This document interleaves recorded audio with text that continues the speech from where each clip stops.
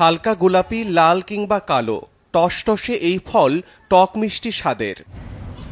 ফলটি গ্রাম বাংলার চিরপরিচিত তুঁত ফল, এর ইংরেজি নাম মালবেরি।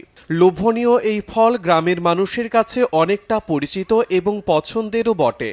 এই ফল দেখতে যেমন আকর্ষণীয়, তেমনি উপকারীও বটে। 2 বছর আগে সিলেট বেড়াতে গিয়ে নতুন এই মালবেরি ফলের গাছ দেখতে পান কৃষক রকুনুজ্জামান সরকার। সুন্দর ও সুস্বাদু হওয়ায় চাষ শুরু করেন। নতুন ফলটিকে মানুষের কাছে পরিচিত করে তুলতে প্রথমে বিনামূল্যে বিতরণ করেন।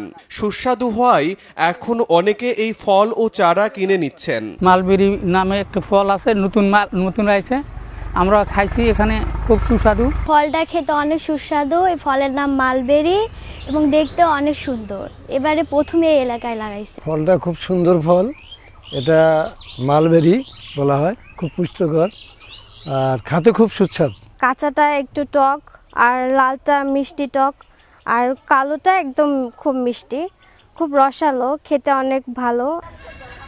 বাজারে বেশি দাম হলেও প্রতি কেজি মালবেরি 800 টাকা দরে বিক্রি করছেন রকুনুজ্জামান।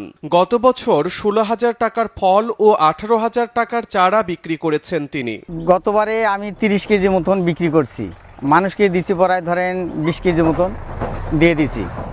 আর এবার বেশি হবে, প্রায় 1 থেকে 1.5 মণ হবে, প্রায় 2-3 কেজি দেওয়া হয়ে গেছে। শুরু করছি, যে কটা রমজান আছে এই রমজানে মানুষকে দিব।